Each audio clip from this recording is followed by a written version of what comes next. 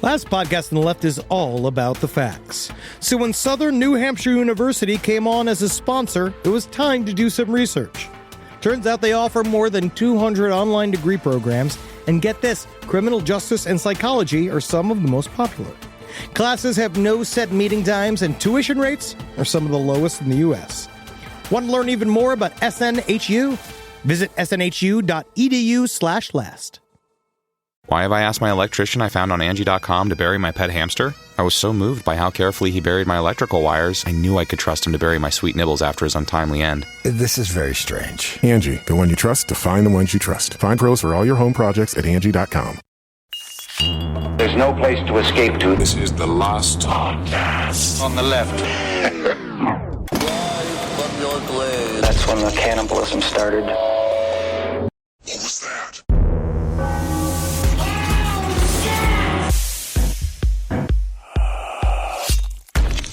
I know we haven't even finished part 6, but why don't we do 7?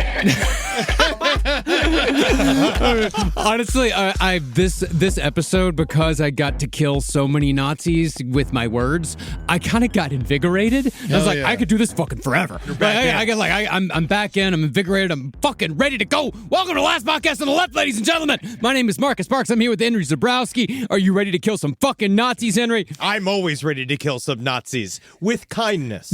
That's the key. You always got to make them feel uncomfortable with being vulnerable. Yes. Before we kill the Nazis, can we piss on them first? They like it.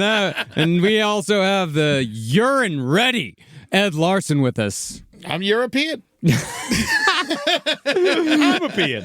And yeah, we're here. We're at part 6. We are at the conclusion to our series on Heinrich Himmler. The first head of the Mount Rushmore of evil is almost chiseled in stone completely. And I love that this one is probably not even the most unpleasant one. No, this is the most pleasant one. Yeah. This is easy. Wait till we get to the other 3. Oh, you're talking about the Mount Rushmore of evil. Yeah. Yeah, some of those are going to be pretty upsetting. Yeah. The other Worse than Himmler? Oh, yeah, buddy. Well, different. different.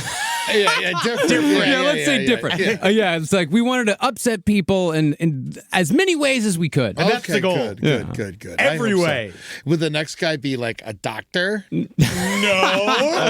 Maybe no, because doctors have licenses. I hate lawyers. Or a prosecutor. Oh, those bastards always trying to tell me I can't smoke weed. You fucking prosecutor piece of shit. I'm with you, buddy. I'm gonna fucking pull your pants down and slap your tush because it looks like 2 Himmlers next to each other. Now we're in trouble. Let's get into this shit and let's put Himmler in the fucking ground. Oh, yes. So when we last left Heinrich Himmler, the scope of the Nazis' ambition concerning Lebensraum and the final solution was finally starting to catch up with them. See, by the end of 1941, the Nazis had spread across Europe like a disease, and it had been the SS and the Gestapo under Heinrich Himmler's command that had kept the people of Europe in a state of constant terror, where anyone could be sent to a concentration camp or outright executed for standing up to Nazi rule. In the West, Germany had conquered and occupied the majority of continental Europe with the help of their fascist Italian allies. And in countries like France, Norway, and the Netherlands, the Nazis were using the Gestapo to root out and kill Jews wherever they found them. In the East, the Nazis had run riot over Poland, Czechoslovakia, and large swaths of the Soviet Union, and Himmler's Einsatzgruppen units had slaughtered millions in pursuit of the Nazi dream of Lebensraum. But the problem the Nazis had in 1941 was twofold. First, the invasion of the Soviet Union had been badly planned. Oh, they were going to say it was an attitude problem. Continue, yes, because first of all, I do think that they were sour. Way too much emphasis had been put on committing mass murder at the expense of working out the logistics of waging war in Russia during wintertime, which is, to say the least, a notoriously daunting task. Yeah, General January, General February. There you go. But perhaps the larger problem the Nazis had, or at least the more unexpected one, was that their other ally in World War II, Japan, they were going rogue and making decisions based on their own visions of imperial conquest. Too many cooks. Yep. See, the Nazis could handle the Russians just so long as Stalin was forced to keep troops on the eastern border that Russia shared with China. Japan had a long-standing beef with Russia, and since Japan had spent the 1930s creating their own special version of hell in Manchuria, they were well capable of pushing on into the Soviet Union. But when Japan decided that they were going to declare war on the United States instead with a sneak attack on Pearl Harbor because of our oil embargoes and because they wanted the lands we controlled in the Pacific, Papa Joe Stalin could take all those Soviet troops stationed in the east and shove them right up the Nazis' asses. And that's why FDR jumped out of that chair and clicked his heels, knowing that that opportunity had finally fallen upon his numb as a sheet of metal lap. Hey, you boys went into Charleston? The thing was, Japan didn't even tell Hitler what they were doing. But while you'd think good old Adolf would be incredibly angry about being kept in the dark, because Japan had to keep this secret as tight as possible, that wasn't the case at all. Yeah, he was just like, thank you for anticipating needs. Yes. That's what a good partner does! Are we allowed to call him sneaky? That's sneaky. In this You're not even episode. talking to Hitler about killing Americans? Super sneaky. That's sneaky. It's the sneakiest you can get. And that's the biggest crime. Yeah, the lies. At least tell me the truth. While Hitler was certainly surprised after Pearl Harbor, he was ultimately pleased because he believed war with Japan would not only keep America busy and out of the European theater, but it would also, at the very least, slow down the aid that America had been giving to the UK since the beginning of their fight with the Nazis. Hitler, however, was a fucking idiot. The German generals who actually had a brain knew that all was lost for Germany the moment America entered the war, because Japan had awoken a so-called sleeping giant with near unlimited resources and a hell of a taste for revenge. Come to America. We're kicking him out. God, we love to kill. It's like, come on, guys. I know we pretend to be good, but remember, we kill. Give me a goddamn reason to kill. Give me a reason. We do it many different ways. We do it with guns. We do it with drones. We do it with disease. Give us a goddamn reason. It's almost good that when we have a war, because then we don't kill our own people as much. Not as much. Yeah. Nah. Maybe. It's all the pile. I'll take a maybe. So, forces in Europe and around the world, some 26 governments in all, including America, they allied in 1942 to begin fighting back against the Axis powers with a specific eye towards stopping the incredibly destructive and murderous Nazi war machine. And I will say thank you to everybody for understanding that we're doing all of the conflicts of World War II in one episode. Understand that it's just one episode. We're skipping the war, okay? Because you know what happened. It's not a World War II series. It's a Himmler series. Exactly. And we're not necessarily skipping the war. We're still talking about the war. We're just not going into the battles necessarily, because there are other podcasts who do that far better than we do. After you're done with this series, please go listen to the Hardcore History series on the Eastern Front. It's fucking incredible. But yeah, they know how to do military history. We know how to do shitheads. Yes. Well, as a result of these 26 countries coming together, the German people began to see that there were dire consequences for following a fascist leader like Adolf Hitler. In 1943, the Allies launched the appropriately named Operation Gomorrah, and over 7 days of continued bombing, British and American forces showed the people of Hamburg the meaning of the word biblical. God's angry and he's Jewish. I mean, personally, I believe that the hamburger should have been left alone. Yes.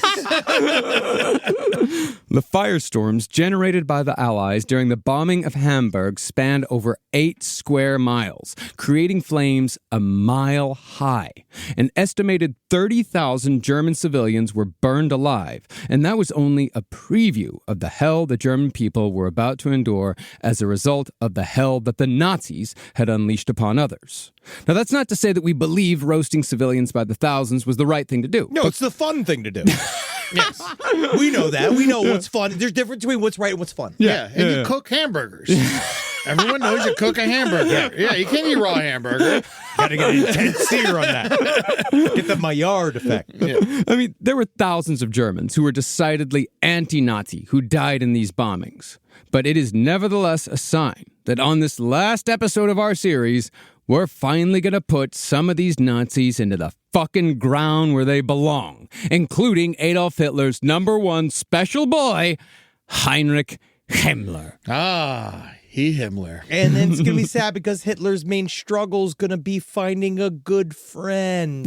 Oh. Especially at the end. He can't have one. Yeah, because he's got to watch all the families fuck each other in the bunker. One day we will do the last weeks of the bunker as its own episode series. The bunker is incredible. Because that is truly my expertise in this whole thing. Oh my God. I watched Downfall. That movie fucking rocks. I love Downfall. Downfall is so good. That guy's great as Hitler.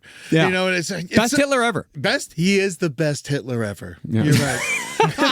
He loves that. I love that show on VH1. Whatever happened to it? Best Hitler ever. Michael Ian Black was hilarious in that. He was great. Were you on that show? I was. Yeah. Yes, best Hitler ever. Yes. God, it was me. It was me, Michael Ian Black, Carrot Top, Heinrich Himmler's grandson. Yeah. You got you got fired because your mustache was too wide. Yeah, that's what they said. Jews length. By the way, we totally fucked up by not getting this whole series sponsored by Hims. Yeah. Now, as we discussed in our series on the Manhattan Project, World War II wasn't just fought and won in the massive battles. Many of the most important operations were small, covert affairs, and it was indeed a small affair that took down the creator of the Einsatzgruppen, Himmler's #2 guy, Reinhard Heydrich. Now, unlike Heinrich Himmler, Reinhard Heydrich actually got his hands dirty as Himmler's top man in the SS. Heydrich had been responsible for the invasion and the brutal occupation of Czechoslovakia, in which hundreds of Czechs were executed or sent to concentration camps on Heydrich's orders. Heydrich was so notorious that his actions in Czechoslovakia led the Czechs to call him the Butcher of Prague. Now, the surviving members of the Czech government were operating in exile out of England after the Nazi takeover, and they wanted to make a big statement to the Germans and to the world at large that they weren't going to take the Nazi invasion lying down. Yeah, we take it ass up. Yeah, like how we like it, because our back hurts. Yeah, ass to ass. Yeah, fuck me. Yeah, you're a Nazi. Yeah, I love it. Yeah, stick it in. Stick it in. I like you. Look me in the eyes. Can we It's hard to isolate do. this, please? Yes, just take this and, I would love to have this for his funeral. Hey, you're dying first. So, the Czechs, working with British intelligence services, trained dozens of their own resistance agents in the ways of infiltration and assassination for an operation that came to be known as Operation Anthropoid. Why was it called anthropoid? You know, What does that term mean? They just choose names, you know? Sometimes they do. I feel like it's supposed to be random, and sometimes they have like inner hidden jokes, right? Maybe Don't it's they like have a squish thing? a bug type of joint. Oh, I don't think- resembling. Oh, honestly, resembling a human being in form. Yeah. So it's, Reinhard Heydrich was not quite human. I get it. Yeah. Yeah, and it's incredible. There's 4 movies made about Operation Anthropoid. Going back to the first movie was made in 1943, the year after it happened. Oh, yeah, we got to make a movie about this shit. Yeah, just saying, because it was the only one that really worked. It was the only assassination plan, right? Of all the I don't know, so I'm just talking out of my butt. I actually don't know either. Yes. If it was the only one that actually worked. Because I know Operation Valkyrie went after Hitler, that didn't work. Yeah. And there Well, was that's because it was a bunch of Nazis doing it. Yeah, They don't yes. know what the fuck they're doing. Well, we'll get to that later. And Tom Cruise tried to learn the handbook as quickly as he could. Yes. Still, so tiny. Too tiny to play that guy. But anyway. Yes. Well, 2 men were ultimately chosen for Operation Anthropoid to parachute directly into Nazi-occupied Prague in May of 1942. And they had only one purpose: put an end to Reinhard Heydrich, one of the Third Reich's most evil villains.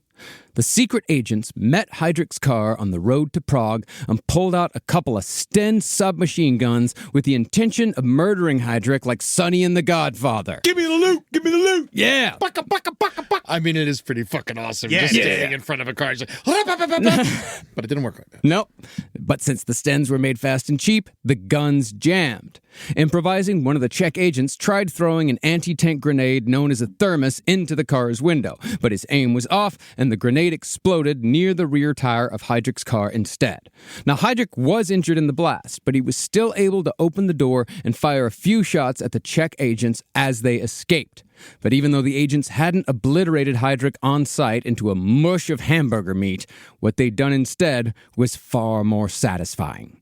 The grenade blast had maimed Heydrich, injuring his spine, his legs, and spleen, and after he collapsed on the scene, he was taken to a hospital where he died a slow, painful death from sepsis over the next 5 days. I know we're supposed to save these, but That guy's good. It's good to get him. Now, the agents were killed by the Gestapo 3 weeks later, but they had nevertheless managed to take Reinhard Heydrich off the board, which was a massive blow to Heinrich Himmler's plans with the SS. yeah, man, you had to kill that motherfucker. He was brutal. He was the worst, probably the worst of all of them in a weird way, just because he loved doing it himself. Yeah. You know, like he liked to be there holding the person as they died, but it was his own fucking piece of shit cockiness that got him, because he would always travel in the convertible all around the town that he had just destroyed, like as like a go fuck yourself type of situation. And so they were able to, and Nazis are always like very like organized, you know, and so they knew exactly when he was going to be showing up in that convertible, and it was an easy kill. Yeah, that was the whole joke about the Nazis making the trains run on time. The whole thing, what the Nazis making the trains run on time did was it made the Allies very easy to know exactly when to bomb the trains. Yeah, you got to be unpredictable sometimes. That's why America works. We're chaos. Oh, you think we're zagging? We're zigging. Yeah, It's pretty good. Also, you wonder if in the sequence, like, you know, in Godfather, when the oranges fall, right, every single time one of them died, do you think it's just a big sloppery plate of bratwurst that slides out of the tits of a big German woman? Oh my god, I'm gonna spit my coffee. That's symbolism. Now, even though Heinrich Himmler didn't trust Reinhard Heydrich, he was still devastated by the death of his number two. Sorry.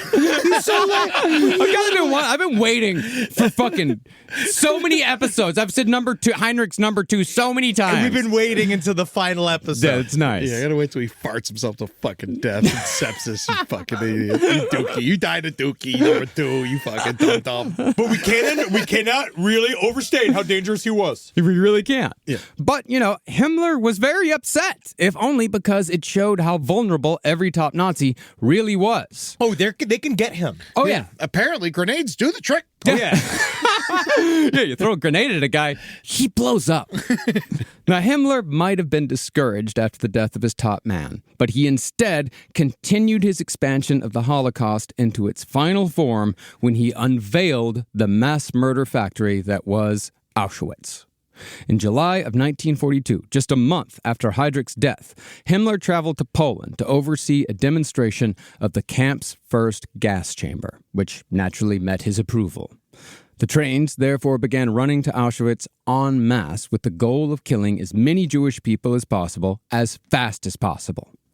But while Himmler's desire to wipe out all of the undesirables was only increasing by the day, the Nazis still needed slave labor to keep the Nazi war machine going. That was the whole thing with Nazi Germany, is that Nazi Germany could only grow if they took what they needed, if they stole what they needed. I need a factory, give it to me. I need people, give it to me. That was the only way Nazi Germany worked. That's why they had to constantly be on the move, why they always had to be conquering a new country, conquering a new territory. War was the only thing that drove them. Without war, the whole thing fell apart. Yeah, They were literally poor as hell. Yeah, and they were literally plundering. And it's actually kind of similar to how their Germanic ancestors slowly carved their way against the Roman Empire, the original Roman Empire. Mm-hmm. Pirates. Yeah. Vikings. Goths. Vandals. The Vandals. See, the prisoners being detained at the thousands of concentration camps across Europe, there's about, at least, there's estimated maybe 40,000 concentration camps, of tiny size, depending on what you call concentration camps, but there were well over 1,000 of the major ones. That's crazy. In my mind, there's always like 12. No, it's over 1,000. Is there like just like 12 like huge ones? Is that what it is? Or? Yeah, you have express ones you can go into. You got the Some are just Commandant drive Lounge. through. Yeah, some of them have a Taco Bell in them. Some are full service, some are self-service. The self-service ones are really fucking, because that goes after the self-hating Jews. The Jews for Jesus. Yes. Yeah. Well, these prisoners worked 60-hour weeks at least, and the death rate due to disease, malnutrition, and executions had become so high that the slave labor mechanism that Nazi Germany needed to survive was grinding to a halt. So Himmler issued an order across the camp system that the death rate had to be reduced, although this is sort of the beginning of mixed messages from Himmler when it came to exactly what the Nazis were doing with the concentration camps. In other words, mass murder is complicated. It's a little complicated. And the plot was starting to get lost. See, by 1942, the perpetual motion of violence that had sprung from Himmler's furious hatred was too far gone to slow it down in any meaningful way. Even outside of straight extermination, Himmler treated his slave labor prisoners worse than animals. Hell, you treat your tools better than Himmler treated these people. He didn't hate his tools. Yes. It was Himmler's policy that each and every prisoner be worked until they dropped dead. And if Himmler needed more slave labor, all he had to do was expand the parameters of what got you sent to the camps. The policy was extermination by default, either through working prisoners to death or immediately exterminating those who couldn't or wouldn't work. Prisoners who wouldn't work, by the way, were executed on Himmler's orders by other prisoners who happily hung their fellow inmates for the price of 3 cigarettes per hanging. I mean, happily might be a little. I mean, they were... You know what some people say, I do it for the cigarettes? No, I do it for the company.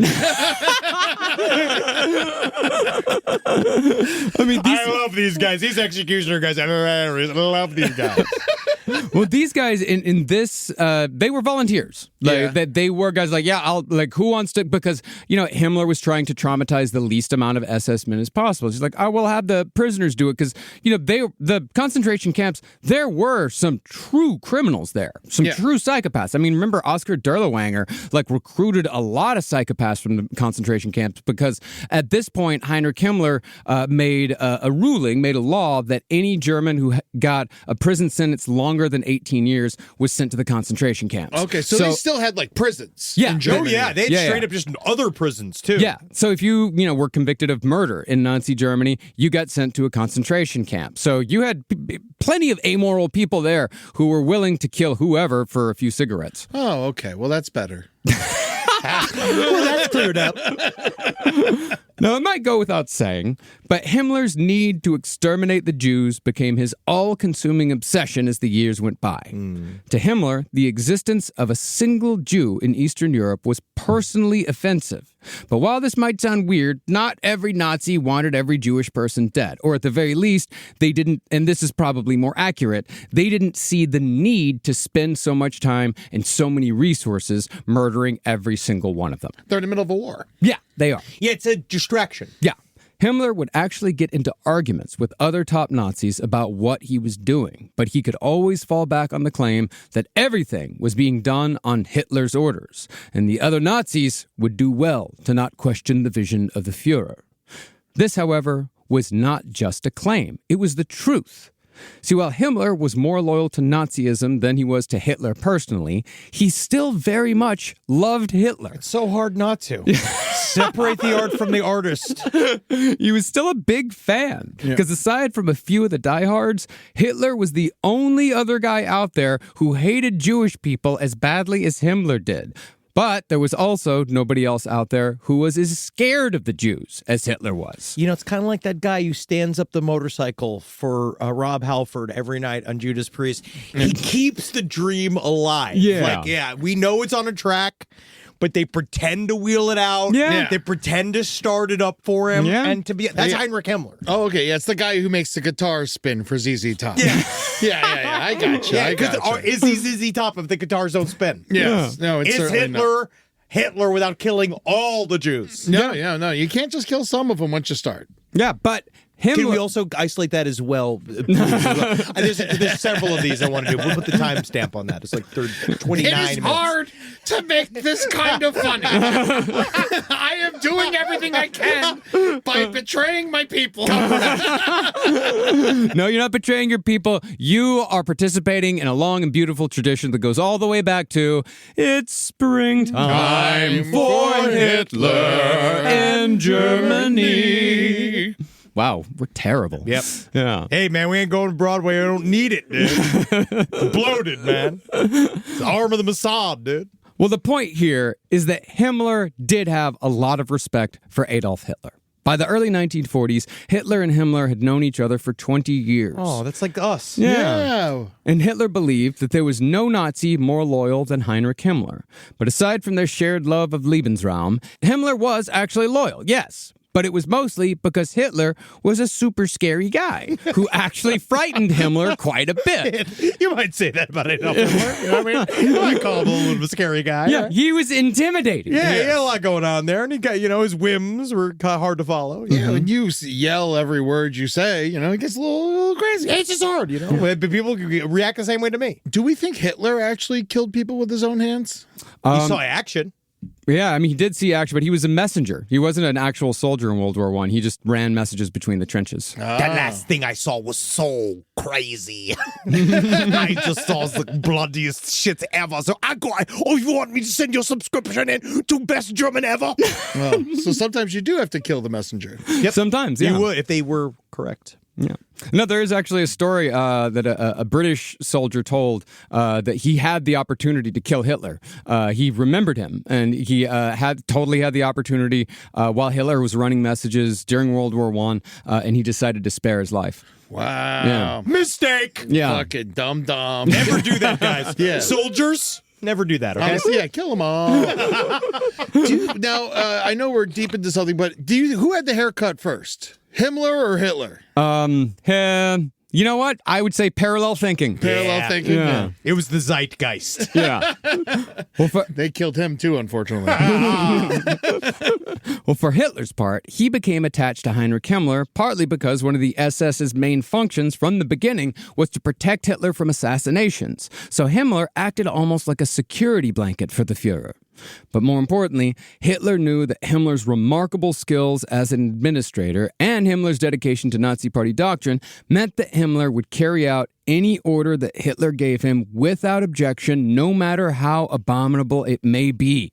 And Himmler would probably add in a few ideas of his own to make it all that much worse. Just the idea of making Hitler go like, damn, Heinrich. No one just expecting it, wanting to get it's like getting a handshake from Paul Hollywood. Yeah.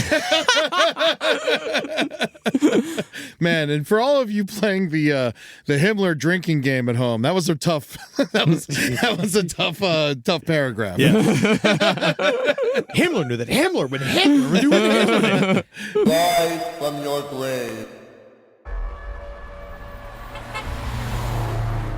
The year is 2012.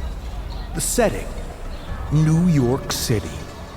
There are 1,000 stories in the naked city, and this one is about blood. Vampires are real. They stalk the streets, feeding on the living. Nobody is safe. Join me, Henry Zabrowski, along with Jackie Zabrowski and veteran TRPG player Ross Bryant, for an actual play series set in the Vampire the Masquerade universe, from the mind of Game Master Jared Logan. The show will premiere on the LPN TV YouTube channel starting on Wednesday, October 29th, and will release on a weekly basis. People will die, then get back up and bite you. Will my character succumb to the beast within? Can Jackie navigate the Byzantine intrigues of the damned? The future is a mystery. All we know is it's gonna be a bloodbath. LPN RPG presents Bloodbath every Wednesday on the LPN TV YouTube channel. It all begins on October 29th. Enjoy the mystery.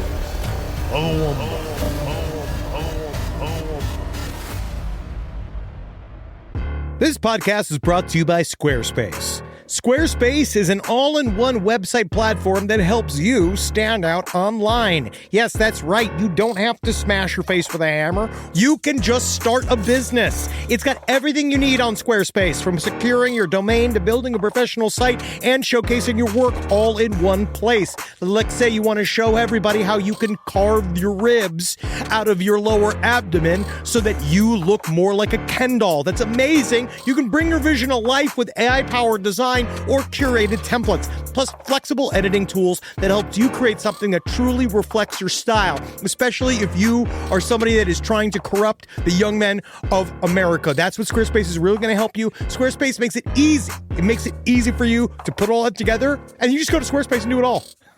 Thanks, Braden. Head to squarespace.com/left for a free trial. And when you're ready to launch, use offer code LEFT to save 10% off your first purchase of a website or domain. Summer means freedom. And for adults, summer means work next to freedom. But thanks to Mint Mobile's summer sale, it can almost feel like the work is playtime for the adults. Right now, all of Mint's plans are $15 per month, even unlimited. Free yourself from big wireless and switch to Mint Mobile for high-speed data and coverage on the T-Mobile 5G network. It's so well connected, I could call from anywhere. Deep from well within my bunker, where my AI-fueled robots slowly but surely toil for me, but I know for a fact I'm saving money on my phone plan. Or up above, where I'm training all of my giant Amazon female warriors who will fight in bulletproof mesh. Also, honestly, Mint Mobile's really cheap and it's really reliable, so you should use it. To get your new wireless plan for just $15 a month, go to mintmobile.com/LPOTL. That's mintmobile.com/LPOTL. Cut your wireless bill to $15 a month at mintmobile.com/LPOTL. That's it. There's no catch. Upfront payment of $45 per 3 months, $90 for 6 months, or $180 for 12 months. Plan required, $15 per month equivalent. Taxes and fees extra. Initial plan term only. Greater than 50 gigabytes may slow when network is busy. Includes up to 20 gigabyte hotspot. Capable device required. Availability, speed, and coverage varies. See mintmobile.com. If I think about where we were 20 years ago, and I think what we would use to protect our space, it would mostly involve bayonets, weed whackers, and assorted diesel-fueled dune buggies that we'd use to spread pollution so thick it kept the other improv comedians from stealing our material. But now, SimpliSafe has made all that so much easier. Using SimpliSafe here at the office has revolutionized our ability to use diesel-powered dune buggies for good, and not for chaos. Think about what your home security system does as an intruder approaches your house. Sits, waits, not much, just waits until the window breaks, and then it goes, oh no. But then you get some kind of alarm and a notification. What if the whole point was to stop the chain events before it even happened? Unlike traditional security systems that'll only alert you after a break-in is already underway, SimpliSafe is designed to help stop intruders before they get inside. It goes into their mind and makes them think of why they're doing this. I remember when we didn't have real security and all the podcasters were outside begging for our takes, begging and scratching like a bunch of weasels. Now I can see them 25 feet away, and I can spray them with fire extinguisher liquid and stink gas. Not that it would make them smell any worse than they already did. SimpliSafe helps me lord over them all. SimpliSafe has been protecting your world for 20 years. Celebrate their anniversary with us and save 60% on your new SimpliSafe system at simplisafe.com/LPOTL. That's 60% off at simplisafe.com/LPOTL. Plus, when you order, write in our show name in the How'd You Hear About Us survey in order to let them know we sent you. Don't forget, there's no safe like SimpliSafe.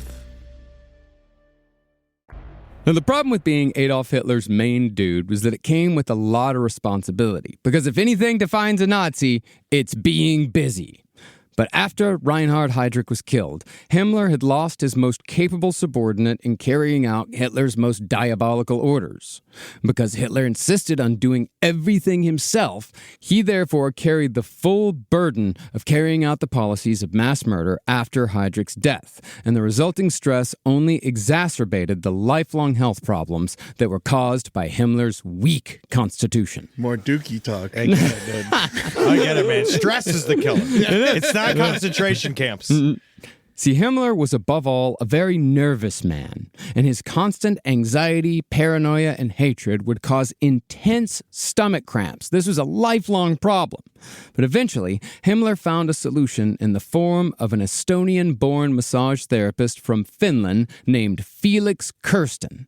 Now, Felix Kirsten was said to be a mild-mannered man with kind eyes and a, quote, sensual mouth. Yeah. Oh, God. Oh, yeah. Kiss him. Yeah, Felix. Yeah. Yeah. Feel me, Felix. Yeah. Oh, God damn. You kiss that Pete as well. Oh, yeah.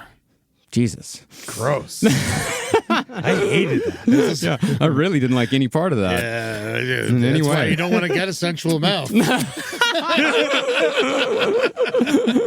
Well, Felix Kirsten had a gift for easing the anxiety of even his most neurotic patients. Wow. And he was therefore idolized by his clients. As such, Heinrich Himmler was so taken with Felix Kirsten's massage treatments that Felix became the most influential person in Heinrich Himmler's life following the death of Reinhard Heydrich. And as a result, this is true, Felix would play a surprisingly large role in the story of World War II, far larger than one would expect from any one masseur. Technically, this man, I would put this as Himmler's Mike Lindell. Right? If we're going to do... Is my pillow guy? If Mike Lindell could have had a more positive influence earlier, right? I could see this being... Him being like, what I see you need here. Oh, I see you just aren't sleeping right. You need a new pillow, right? If he had fixed everything with his pillows, Mike Lindell would have the same effect here. I actually see where you're going with this. You know what I mean? Yeah. Now, as far as how Felix Kirsten became so good at massage that he ended up influencing the events of the most destructive war in history, These two fingers. he first became interested in the art when he was hospitalized for rheumatism while fighting in the trenches of World War I for the Germans. According to Felix, the doctor who treated him in the Helsinki military hospital remarked that Felix's strong, plump hands and broad, short fingers I'm good for this. were me too. ideally suited to massage. Oh, I can grip and rip, dude. Yeah. So, when Felix returned to Finland, he earned a degree in scientific massage, then moved to Berlin in 1922. I'd make Himmler fall asleep in seconds with these hands. Yeah? He is like... Himmler is like silly putty, but... Oh, yeah. I guess irrational putty. I would say hateful putty. Well, in Berlin, Felix Kirsten claims he found a mentor who introduced him to a fragile old Chinese masseur named Dr. Ko, who had learned about the ancient art of massage in Heinrich Himmler's favorite Asian country, Tibet. I love that kind of Asian. Supposedly using Dr. Ko's techniques, Felix Kirsten began building a substantial client list in Berlin throughout the 1930s. These clients were mostly made up of upper and middle class people who didn't really see why others were making such a big deal about this whole Nazi thing. And Felix felt the same way. Oh, Felix loved feeling him. He just likes a knot that he can unleash. See, Felix claimed again and again that he wasn't interested in politics, nor was he aware of anything, quote-unquote, political happening around him. Every masseuse has always been the same. They're all like this. They all turned weirdly into fascists. It's all like this. Sound is not a bath. Well, sure. Felix said that he was shocked and offended by the anti-Semitism and by the Nazi police state. Yeah, everything about it. But he said that he, quote, forced himself to not dwell on injustices he could personally do nothing about. Now, this might have just been Felix trying to avoid the trauma of the suffering he endured in the trenches of World War I. But Felix said that instead of focusing on the injustices of others, he dedicated himself to getting as much pleasure as he could out of life. Yeah. And as such, Felix Kirsten is the closest thing to a character from Cabaret that we're going to get in this entire series. See. Now, Finland was cozy with the Nazis because both of them hated the Soviet Union. And Felix Kirsten, they weren't necessarily allies. They were what you would call co-belligerents. Okay. And Felix Kirsten had earned a reputation amongst high-ranking officials in the Finnish government as a miracle worker. A squeezes Christ. Apparently, a Finnish official had mentioned Felix's skills to Heinrich Himmler after Himmler had complained about his chronic stomach issues. So in March of 1939, Felix got a message that he was to travel to Berlin immediately to give Heinrich Himmler a massage. Oh, I must go and get all of my lube. I must be so slippery for the Führer's number 2.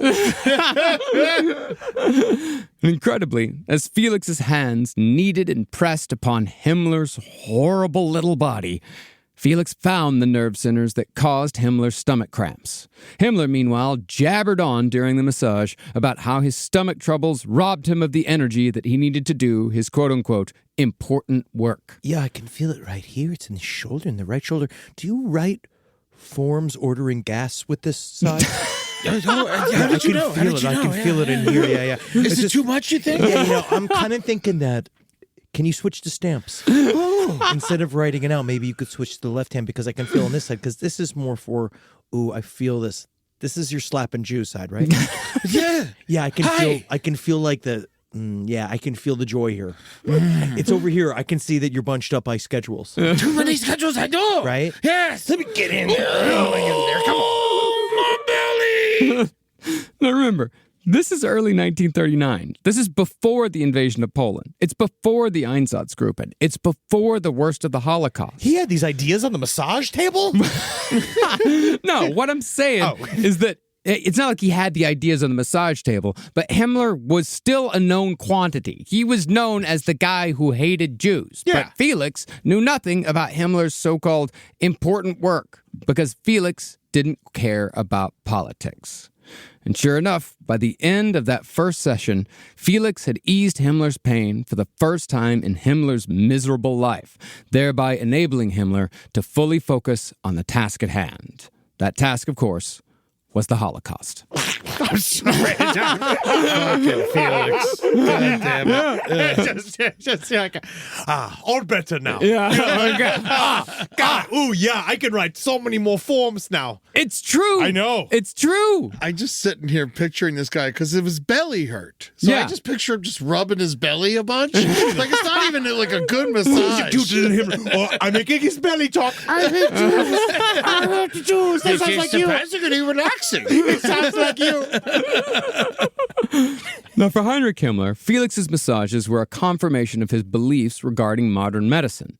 Nazis, on the whole, regarded 20th century medicine as a degenerate science because of the influence of Jewish doctors.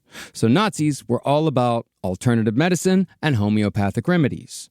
In fact, Felix Kirsten said that Himmler was fully intending to force his own personal medicinal beliefs on the entire Reich after the war. If Heinrich Himmler had his way, there would be no chemical treatments of any kind and definitely no vaccines. It sounds like a really great idea. I actually wonder if they actually hear some good ideas. I wonder what they could do. So basically, if we had enough time, they would have just died off on their own. Eventually, yeah, they would have. Yeah. Mumps would have taken this bitch-ass system out. Well, instead, the people under the Third Reich's boot would use herbs, crystals, and massage treatments to treat anything and everything, including broken bones and cancer. Oh, yeah. Like many of today's homeopathic influencers, Himmler's philosophy was heal his way or die. It's like, say what you want about the Jews, but use the doctors. Mm-hmm. Use the dentists. doctors. Yeah. Just dentist. let it, look at Kanye. He hates the Jews and all this shit, but if he didn't hate Jews so much, he would have been able to find a good Jewish doctor to give his mom that boob job. Disgusting. Disgusting. Now, because Felix Kirsten was able to treat Himmler's cramps, Himmler insisted Mein Cramps! that was the name of his book. Yeah, Mein Cramps. Himmler insisted that Felix remain in his exclusive service every day for as long as Himmler wished. As a carrot, Himmler even gave Felix the rank of colonel in the SS, complete with a uniform and salary, which had to have burned the asses of so many SS men. Oh, also, it's not easy to massage people in one of those outfits. Yeah, all the jingling metals really can take me out of my zen point. But as the months went by and Felix's techniques got even more in tune with Himmler's body, Himmler began to relax and he began to soften. Felix, therefore, basically became Heinrich Himmler's confessor, and Felix was suddenly privy to all of the horrible things that Heinrich Himmler was doing and planning. Just like Danny Aiello from Jacob's Ladder. Yeah. Interestingly, Felix noted that whenever Himmler got worked up about the Jews... Goddamn Jews! I get so mad! That's when his pain and his cramps would be at their worst. No one understands me, Felix. No, these Jews, they just get on top of you. They get in your head. You got to let it go. Do you feel you hold your hate and your Jews in your shoulders? Actually, Felix sometimes would be like, he's like, you know what? I actually have some Jewish clients. They're actually very nice. And then Himmler would fucking flip out on him. And that's when he learned that, that's when he learned who Himmler was. Oh, he's just like, oh, you really don't like Jews. Yeah. But even so, Felix was always there to make Himmler's tummy feel better after the nasty Jews got him into a tizzy. So Himmler very often listened whenever Felix Kirsten talked. As such, Felix's role in the war is complicated, to say the least. While he did give the second most powerful man in Nazi Germany the peace and stability he needed to organize the Holocaust, Felix also did whatever he could to save lives once he realized that he had the power to do so. Felix used his influence on Himmler to have prisoners freed from the concentration camps whenever possible, and at the end of the war, Felix would play a pivotal role in slowing down the mass murder of the Jews, thereby saving the lives of an estimated tens of thousands of people. The Monsieur! All it took was about, I would say, 24 carefully placed happy endings. And that really shaped the end policies. Oh, do you feel my Band-Aid? Oh, yeah, that's it. I'll tell you honestly, okay, if you drink 8 ounces of water every 40 minutes, you'll stop hating those Jews by Wednesday. I don't want to. Shush. I can. I gotta hit this bowl. Now, while Felix Kirsten was tending to Heinrich Himmler's health in 1942, Adolf Hitler's bodily functions were nosediving, and Himmler was taking special note of every ailment. Couldn't help but notice you're sick. See, even though Himmler was terrified of Adolf Hitler, he still coveted the position of Führer. So for Himmler, the path of least resistance towards that goal would be Hitler dying of natural causes, which seemed more and more likely as the war dragged on. See, by 1942, Adolf Hitler had syphilis. Oh, we know, yeah, I did. And it was untreated. Isn't it all like, because so many things said about him. About his health? Life and what in his health and shit, right? Like, There's many, many things said about him. The one ball is the one that I always think of. Is that true? As far as I know, I'm going to say it is. Hell yeah. Oh, yeah. That idea that I got bitten off by a Jewish goat. I don't know if that's true. I don't know if they can tell if it's Jewish. It depends on the goat's mother. There's a ton of stuff about Hitler. So, there's also, there's the fact that Hitler was a meth head and that he was constant. Everyone's seen the footage of him at the Olympics, like just tweaking his ass off, rocking back and forth. We know he was on meth. We know that. Pervitin. He was on Pervitin. Like his personal doctor was the guy who created Pervitin, the meth that all of the Nazis were on. The doctor used to inject him with belladonna and strychnine because Hitler also had really bad stomach cramps. Sometimes he'd give him bull semen, just whatever. Oh yeah, the old-fashioned way. And everyone was like, it really that's what it said is that Hitler's doctor was the best friend the Allies ever had. Oh man, that's one thing I know about bull semen and strychnine. Not Jewish medicine. That is true. That sounds very Aryan. Yeah. But also great tasting menu there. Have you ever been to Bull Seaman in Stick 9 downtown? It's amazing. Yeah, I like bull semen. It's one of the few semens you could fry up.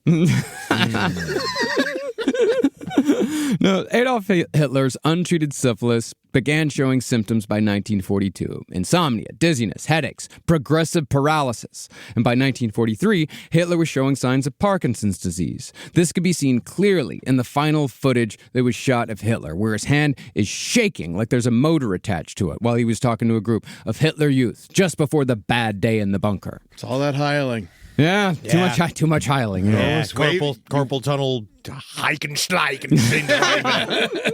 He waved at so many people he couldn't stop at the end. But as Hitler's health began to devolve alongside the Nazi war effort, with the Americans pushing into Italy from Africa, the British destroying city after city in bombing campaigns, and the Soviets standing strong in Stalingrad, Hitler retreated to the most nerdily named Nazi clubhouse yet.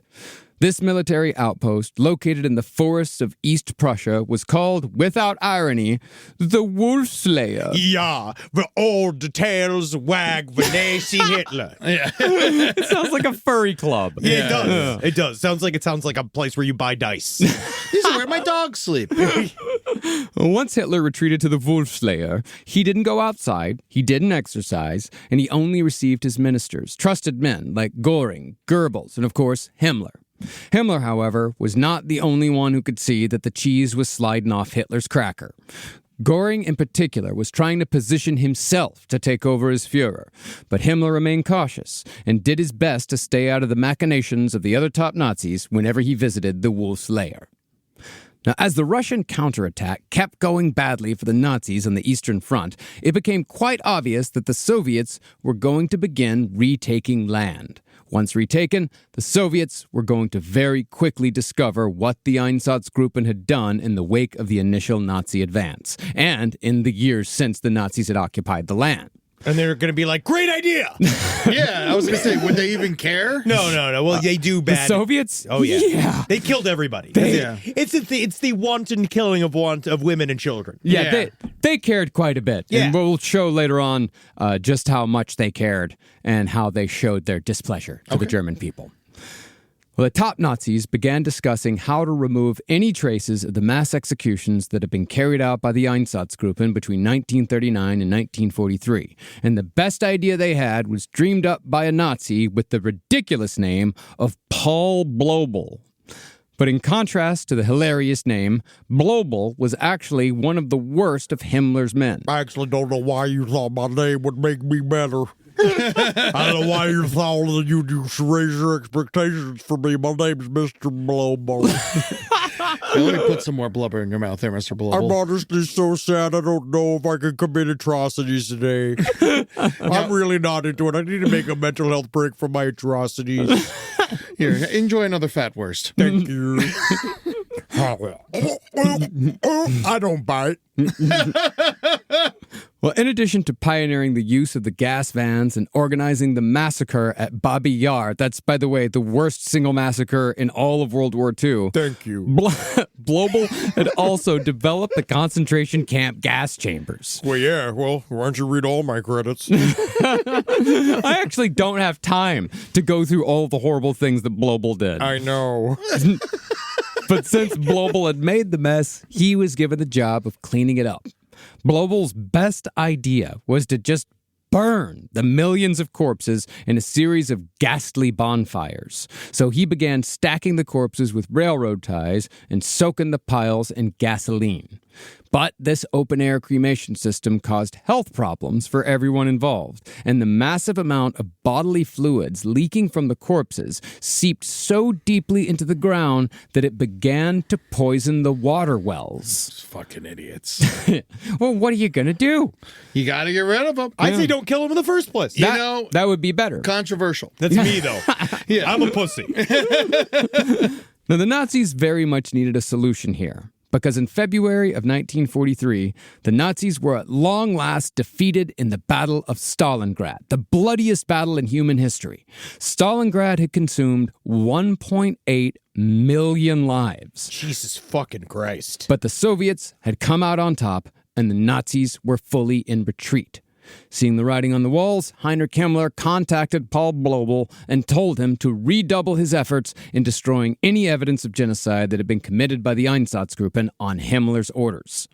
So in August of 1943, Blobel returned to the Babi Yar ravine in Kyiv, where he began unearthing the mass graves and burning the bodies, because after trying dynamite again to gruesome effect. I just keep trying. I'm sorry. It's just kind of fun for me. I got all this dynamite I gotta move. Open-air cremation was still the best idea any of them could come up with. Health hazards be damned. Blobel had a team of 64 people working around the clock to destroy the corpses that the Nazis had dumped in Babi Yar. And even though he managed to exhume and destroy an estimated 125,000 corpses, he didn't even come close to destroying all of the evidence of Einsatzgruppen activities by the time the Nazis retreated from Russia. Seriously, you guys gotta calm down. If you want me to do all this. He did have to call up Himmler and be like, "Oh, I'm really sorry, I just didn't get it done in time." It's just like, it's a lot. It's a bunch of bodies. It's a lot. The holidays are coming up. Let me come back around. Let's catch up to this. Let's circle around. Work back on this. You want to circle around. Yeah, You want to circle around. Okay. Yeah. Send a message to my assistant. Yeah, she said circle around. I'll have my booker reach out through that. We got to circle back January Q1.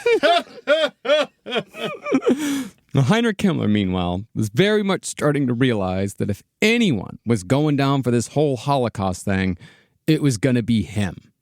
So, in May of 1944, Himmler did what any good fascist criminal does when the walls are closing in. He made everyone else complicit. Time to me to make like Mary Lou Retton and flip.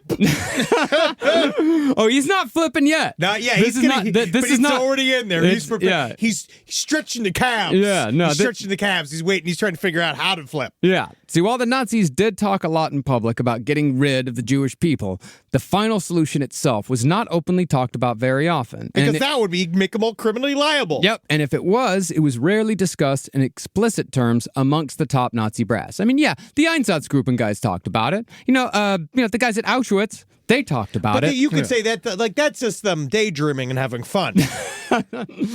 But Heinrich Himmler gave a speech to all of the top Nazi officials in which he defended his decision to continue exterminating Jews no matter what, saying that all Nazis were, quote, forced to come to the grim decision that these people must be made to disappear from the face of the earth.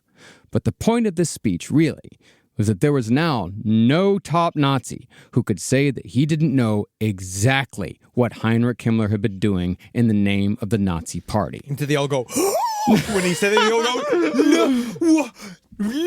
He's been killing Jews. I thought they went on a big field where they would just run and play. Sorry, when did we stop with the Madagascar plan? I thought that was the idea. I thought that was the best event. Honestly, I just knew that the lemurs were too fun for them to mix with the Jews. We didn't want them all singing songs and learning group dances. Ishfa, too. Ishfa. Yeah.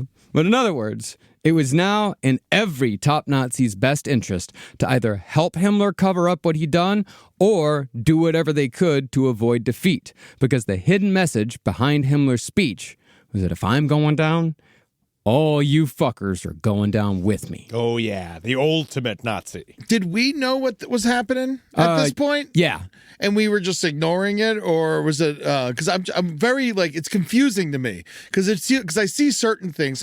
movies that are like, oh, apparently the Germans are killing Jews, and no one had any idea until they actually showed up to a concentration camp. Watch the Ken Burns series, America and the Holocaust. Yeah. It's like 3 parts. It's really fucking devastating, but it is incredible, and it will answer every question that you have. Because I know you haven't had enough. Yeah, no, I need another 12-hour series to really get the answers here. And this one's going to make you feel really bad about your own country, too. Yeah, Instead yeah. of just humanity as a whole. Well, I know we turned them all away when they tried to come here. Yeah. Oh, yeah, buddy. Now, the Soviets retaking territory after territory in the East was bad enough. But on June 6th, 1944, time to feel good again, No, thank the God. Allies pulled off the largest single amphibious invasion in history, D-Day. And with the invasion of France, the Nazis were now fighting a war on 2 fronts. With that, the Nazis were well and truly fucked. And none of the top Nazis feared the Allied invasion more than Heinrich Himmler. He had been, to say the least, a very bad boy. And he knew that the world just wasn't gonna get what he was trying to accomplish. So Himmler basically began cleaning up for when company finally arrived. Because he knew someone was going to have to be in charge after all this shit goes down. Oh, yeah. Yeah, somebody's got to be there to restart the German government. On July 29th, just after D-Day, Himmler decided to shut down his research institute, the Ahnenerbe. And that must have really hurt for him. It really did. See, while the Ahnenerbe had started with archaeological digs and study groups dedicated to the Icelandic Edda, they had, by the end of the war, become deeply enmeshed in building a Jewish skeleton collection sourced from various human experiments that Himmler had overseen. They needed to better identify who was Jewish and who wasn't. And because they actually found that there were actually quite a few Jews who had blonde hair and blue eyes. Oh, yeah. So Oh, they yeah. were like, but what we need to do, they actually said, like, we need to get 124 Jewish skulls, 4 skeletons, and we need them to be very pristine, and then we can figure out exactly how we can tell who's Jewish and who's not. God, they just wasted so much fucking time. I know they did a lot of other horrible things, but I just like the rational part of me is like, what are you doing? Yeah. It's because hate blinds them. Hate blinds them. And you think it's like when you go record shopping where they don't want to just order any Jewish skeleton off the internet.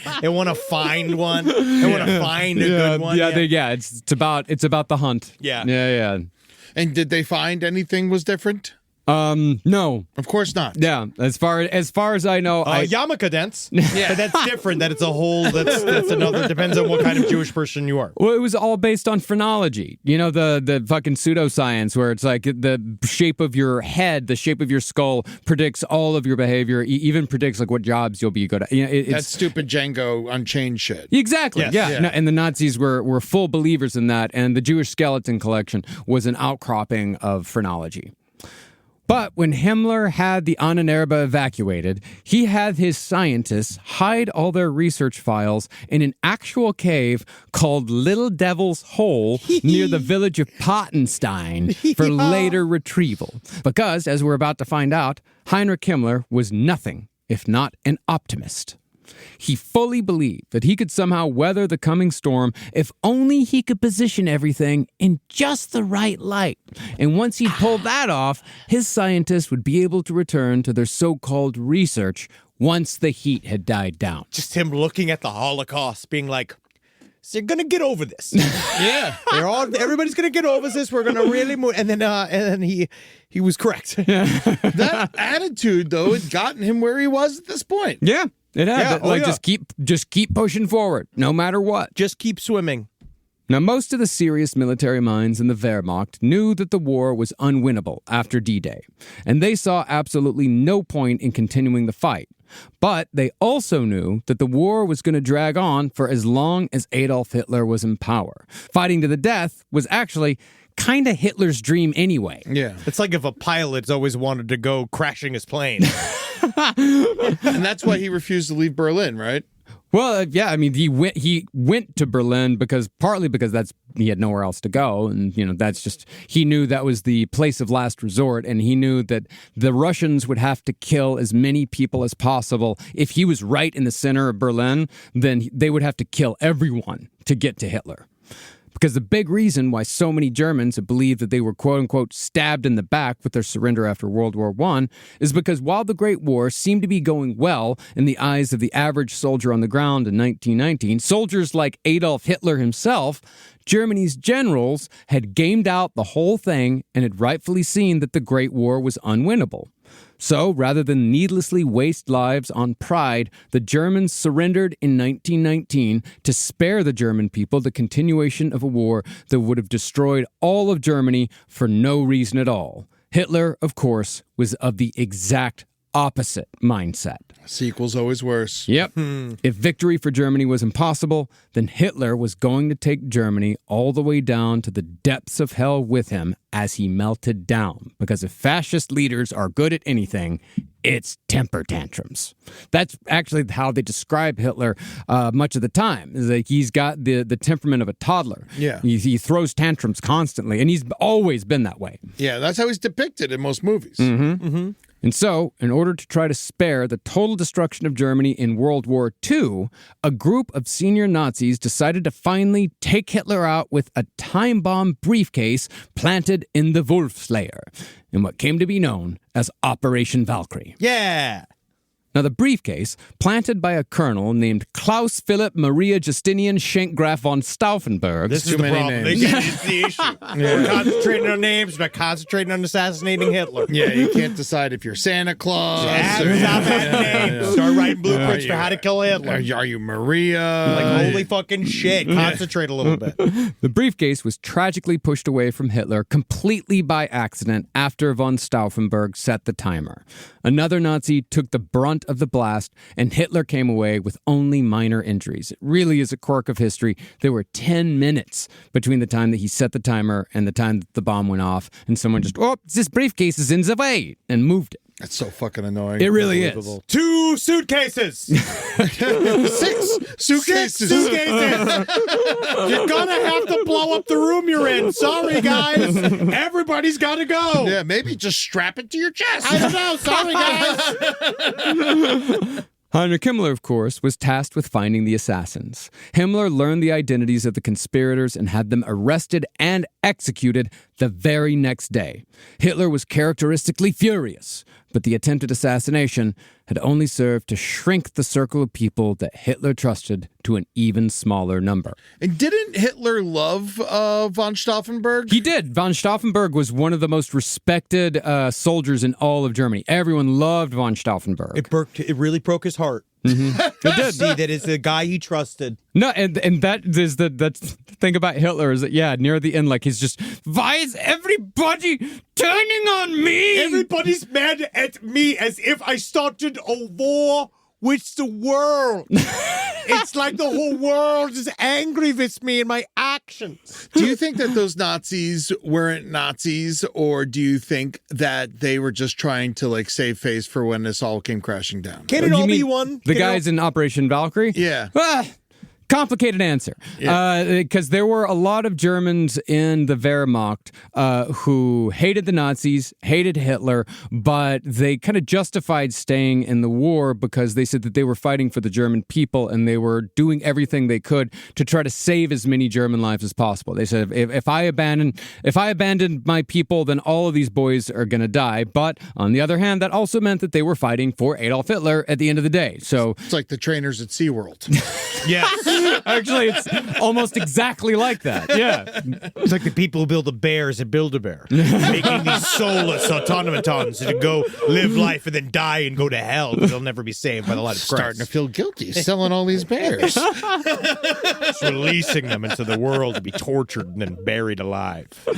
Rise from your grave. Last Podcast on the Left is excited to collaborate with Audible. Audible has a massive range of ad-free crime fiction, nonfiction, and true crime podcasts. You know, there's so many things you could do while you're listening to an audiobook. You can clean up your own personal crime scene. And that's easy to do, and you can learn it all from books. Some people also listen to audiobooks to go to sleep. But you could check out podcasts like This American Life, titles from true crime greats like Michael Connelly and Agatha Christie, and Audible originals like Dr. Death, The Cowboy. You can find whatever you're looking for on Audible. Plus, you can multitask while you do it. Find your next mystery on Audible. Audible. Stories that speak to you. New members can start listening with a 30-day free trial at audible.com/left. This is a paid ad by BetterHelp. It's so important to remember with the busyness of the holidays, every holiday, Arbor Day, that day about the planet, President's Day. There's so many things to adapt to in this life, and it doesn't follow a perfect plan. God, ruins the whole weekend. But therapy with BetterHelp, the world's largest online therapy platform, it can be a space to pause, reevaluate, and adjust to any unexpected changes. With over 30,000 therapists worldwide, BetterHelp is one of the leading online therapy platforms, having served millions of people globally. BetterHelp makes it easier to fit therapy into your routine. You're in good hands, too. BetterHelp therapists have at least 3 years and 1,000 hours of hands-on experience, and hold all required education, training, and certifications. It's easy to do, and the help is better over there. You don't have to navigate life's changes alone. Sign up and get 10% off at betterhelp.com/lastpod. That's betterhelp.com/lastpod. Is there anything better than a summer evening outdoors? Enjoy your space to the fullest with new greenery from Fast Growing Trees. I love a big, thick bush. Fast Growing Trees is America's largest, most trusted online nursery, and they can send me a big, thick bush any time of the day. It arrives at work. It arrives at my car. I can pinpoint on a Google map where it is. Send me a big, thick, brown bush. And they send it immediately when they have it, because sometimes the shaver comes to town. I remember one time I ordered a cherry wood tree from Fast Growing Trees, and my God, I couldn't cut it down no matter what my father told me to do. I had to lie to him about it, and next thing you know, I became the first president of the United States of America. And even you can become the first president of the United States of America with Fast Growing Trees. Right now, get up to half off select summer planting essentials, plus get an additional 20% off your first purchase with code LEFT at checkout. That's an additional 20% off at fastgrowingtrees.com with code LEFT at checkout. Offer is valid for a limited time only. Terms and conditions apply.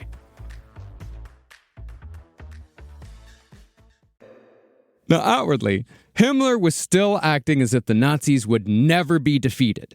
He began leaning hard on Werner von Braun's V-2 rockets as Nazi Germany's savior. But while those designs would eventually take America to the moon after we scooped up von Braun in Operation Paperclip, the V-2 rockets wouldn't do dick to help the Nazis win the war. Sure, it'd kill a lot of British people, but it did not do anything to take and hold land. That's why I like those V-3 rockets.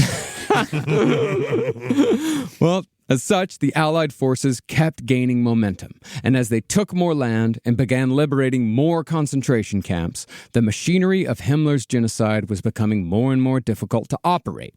See, it was obvious by spring of 1944 that the Allied forces were definitely going to find Auschwitz, and Himmler knew that once they discovered the full extent of that horror show, there was going to be no coming back for the Third Reich. Yeah. Which one is left? Oh, that's fine. Oh, that one's fine. Buchenwald is fine. Dachau. Oh, no.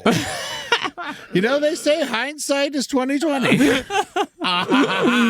Not for me, though. You make that joke, but he kind of made that argument later on to a Jew. Ah. Yeah. Great. Himmler also knew that his name would be the first one given to Allied forces as the man who gave most of the direct orders for genocide. But Himmler was, as I said, an optimist. And at the end of the day, Himmler really just didn't want to die, whether it be by an enemy bullet or at the end of a noose. Yeah, he was a coward. Yeah. So even though he knew that the Third Reich was fucked, he convinced himself that a few goodwill gestures would be enough to rehabilitate his personal reputation, even though announcements had already been made that war crime trials were coming for all top Nazis as soon as the war was over.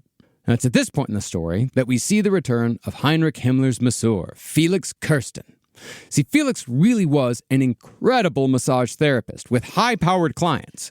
So he did actually have a lot of connections to officials in foreign governments. In fact, Felix Kirsten had been contacted by special American envoys on orders from none other than Franklin Delano Roosevelt in 1943. Why does this feel like telling Kato Kalin to go kill Saddam Hussein? You know what I mean? Like, what are we doing here? Why are we involving this man? Because he is the one who has Himmler's ear. He's the only one who has a direct line to Himmler, and people know Himmler listens to Felix. Yeah, and, maybe FDR just was like, hey, maybe he could help with my scoliosis. It was polio. It was polio, and his favorite treatment for his polio was going down to the hot springs in Georgia, and he actually had founded a whole polio kind of getaway for kids down there. Yeah, that's where he'd get pegged. I thought that was Eleanor's girlfriend's name. Oh, yeah. Got her. No, Eleanor had her own cottage up in upstate New York. Yeah, it was right next to FDR's house. You can actually see it from the other building. Yeah, her pussy palace. Yeah. Well, the reason why FDR had sent this envoy is because he wanted to see if Heinrich Himmler wanted to negotiate the end of the Third Reich in 1943, when it became obvious that there was just no talking to this Hitler guy. Yeah, and Himmler was what a great guy. I guess that's the problem, too, is you do it's this normalization. Well, you're going to still treat it like it's just some other government. Well, you're just trying anything you can at this point. He's really trying anything that he can. We give Eddie and I love to make fun of FDR, but he did do his best. He did. He's one of our best presidents. Yeah, he is. Yeah, it's of course. It's just fun to randomly attack him. Of course, yeah, he did some horrible things, but he also did some absolutely incredible things as well. Yeah, and he's still a president. Yeah, he's still a piece of shit because he became a president. Yeah. All of them are criminals. Yeah, anybody who's a president's a monster. Yeah. Now, Heinrich Himmler had scoffed at the idea of negotiating with the Allies when Felix first approached him with it. But after Germany's last attempt at a Western offensive failed with the Battle of the Bulge, and as the Soviets inched ever closer to Berlin from the east, Heinrich Himmler decided that maybe it was time to revisit his Masseur's connections in 1945. Now, Himmler was not the only top Nazi trying to negotiate with the Allied forces in the last year of the war. That's my favorite, that they all ran to go to negotiate. Quite a few of them did. And at this point, Rudolf Hess had already flown to Scotland to try to negotiate the end of the war. A lot of the guys would be like, okay, we need to figure this out. And him just sort of be like, I've always loved Scotland. The Highlands, nothing to replace the Highlands, Well, when word of these negotiations reached Hitler announced that any German who helped the British, the Americans, or the Jews, they would be executed. But Himmler was far better at hiding his negotiations than others, or at least he was for the time being. He got real close. See, Hitler and Himmler had a little meeting at the Wolf's Lair just after Hitler heard that some of his men were negotiating. Come with me to the Cub House. You say the Cub House? Yeah. I like that. And Himmler immediately after gave the order that no concentration camp inmate in the southern half of Germany should fall into enemy hands alive. But while Hitler was obviously trying to just take as many people with him as he possibly could, especially if they were Jewish, the Nazi fever was finally breaking, and many of the concentration camp commandants were finally realizing that they were about to be in a lot of trouble. No, we're really not supposed to be doing this. I'm going to say, honestly, since the very beginning of this whole thing, I felt weird. This whole thing just seemed kind of off. Yeah, I didn't want to say anything. Yeah, because, but it's hard to say when everyone's into it. But in hindsight, 2020. It's 2020. Yeah. Hindsight. Well, because these concentration camp commandants had seen what was coming, the concentration camp deaths had therefore begun to slow down considerably despite the kill-em-all order. And Himmler, likewise, decided that he was going to use the remaining 200,000 Jews still being held in concentration camps as bargaining chips to save his own skin. Now, this was where I'm confused, because I'm pretty sure that when they were the concentration camps were shutting down, isn't that when the death marches started and they just started killing everyone? It is highly complicated, and a lot of different things, many different things happen. Many things could be true all at once. Himmler did want to use Jews as bargaining chips, but there was also certain concentration camps like Auschwitz. It was empty out Auschwitz, but they just put these people on death marches to other camps. To move them away from where the soldiers were coming. Yeah, because they're trying to hide them. They're trying to hide and it really is and they're doing it in a panic because they're I don't know what the fuck. Just take them somewhere else. Just take them somewhere else. Yeah, and that's they're trying to. What they were trying to do is they were trying to hide them. Yeah, and it's they're all witnesses. Yes, they are all witnesses, and remember, there are thousands of concentration camps. Yeah, and every single concentration camp commandant is thinking, I'm probably on chopping block. But maybe mine's not the worst one. Yeah, well. That is, unfortunately, how it eventually worked out. Oh, yeah. But while Himmler was trying to formulate a plan to save himself, Adolf Hitler dropped just about the biggest pile of shit possible directly onto Heinrich Himmler's plate. Number 2. Yeah. With so many of Hitler's top military men either captured, dead, or in open negotiation with the Allies, Hitler gave direct command of the Air Force to Hermann Göring, while command of the ground forces were turned completely over to Heinrich Himmler. Now, Göring had actually been in the military in World War I. He was a hero pilot, but Heinrich Himmler had never served in the military in any capacity, aside from the scant training he'd received as a teenager. So his short reign as a military strategist was predictably disastrous. To try and make up for his lack of military expertise, Himmler enlisted a staff of SS men to advise him. But if you'll remember, the SS was a paramilitary force. Yeah, they're all faking it. Yeah, so none of his advisors had any on-the-ground military experience either. It's all fucking theoretical to them. See, Heinrich Himmler was incredibly good at organizing mass murder. He was very good at killing people. But according to soldiers under his command, he was incapable of keeping people alive, incapable of understanding the logistics of moving men and supplies, incapable of knowing how many men were needed to hold a position. Himmler's biggest fuck-up, for example, was his withdrawal of Nazi forces from the precise place where the Red Army was pushing through into Germany. These forces, the last remaining Nazis who could actually fight, were ordered to retreat to just outside of Berlin, or they were ordered to defend concentration camps that were likely to fall into Allied hands, again, to cover up for Himmler's crimes. And it's a way to look like he's trying to do the utmost to save Hitler at the very, very end. Yep. He's such a fucking bitch. Yeah. He is. The Nazis on the Red Army front were disastrously replaced with inexperienced cadets and members of the Volkssturm, the so-called People's Army, that was mostly made up of old men and children. These replacements were, of course, slaughtered by the Reds, who continued their unstoppable march towards Berlin. But even though Himmler was a terrible military commander, he was still the second most powerful man in the Third Reich. And while he was certainly doing his best to cover up his war crimes, just in case, he was still absolutely convinced, even in 1945, that he could pull off some miracle that would both win the war and put Himmler in the position of Führer. Is it just, wow, they're so confident. Well, he's delusional. Yeah. And because you got to remember, this guy's been delusional his entire life. It's always worked for him. Yeah, the way he sees that, he's always seen the world in a way that nobody else sees it. Yeah. And that's why he was such a bad farmer. Yeah. Yeah. Gotta use water. Can't use Gatorade. Yeah.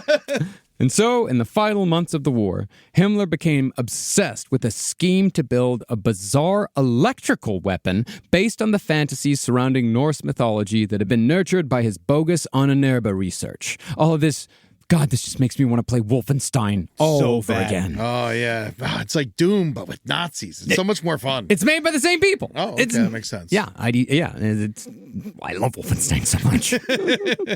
See, Heinrich Himmler really did believe that the story of Thor's hammer, Mjolnir, was an actual history involving a sophisticated piece of electrical engineering that the ancient Aryans had developed as a weapon. And this isn't like during the heady days of 1935 when everything is just sort of like theoretical. Like, this is when Nazi Germany is rubble, and he still believes in this shit. So Himmler ordered his staff to stop at nothing to build a modern version of Mjolnir that would shut down all the electrical systems of the Allied forces, which admittedly wasn't the worst idea because this is actually possible with electromagnetic pulses, EMPs. Yeah, if you could figure that out. Yeah. But the company that Himmler tasked with building the modern Mjolnir, a company called Elamag, they did not have the brains to pull it off. In what's probably the most Nazi scientist shit that I've ever heard, the Elamag engineers said that they could transform the Earth's atmosphere into a giant remote control that can turn off all of the Allies' electrical equipment. And then we will use the all-powerful rewind button to push back the Allied advance. And then we will use the pause button. And then we will use the tracking button in order to possibly more clearly see where they are located. Yes, And then we use guns and bombs. They've gone full Spaceballs at this point. Yes. They went from suck to blow. Well, Elamag actually drew up blueprints for this idea. That's easy to do. Yeah. I draw you fucking big old fucking remote control on a piece of white paper. It's easy. And Himmler took Elamag's ideas to the SS technical office, who studied the blueprints for weeks. They eventually had to tell Himmler that it was all just a fantasy, but Himmler refused to accept it. He got a second opinion from an expert on electromagnetism, who very gently, very gently, told Heinrich Himmler that the Elamag engineers Kissing his were... hands, kissing his wrist. Yes. I love you so much. Yes. I love your hate Yes. so much. They very gently told Himmler that the Elamag engineers were basically talking out of their ass. So Himmler was forced to abandon his quest for Germany's Mjolnir. Ironically, though, Himmler was rushing to engineer a doomsday weapon at the end of the war when it was Heinrich Himmler himself who had turned down Werner Heisenberg's plans to build an atomic bomb years earlier in 1942. This would be better than their stupid atomic bomb. It'd be better and bigger and more. It's more impressive because it's electric powers, like Thor had. We're unplugging the Allies. How cool is that? How cool is that to send a static shock, like when one rubs your feet on the carpet and you touch a balloon?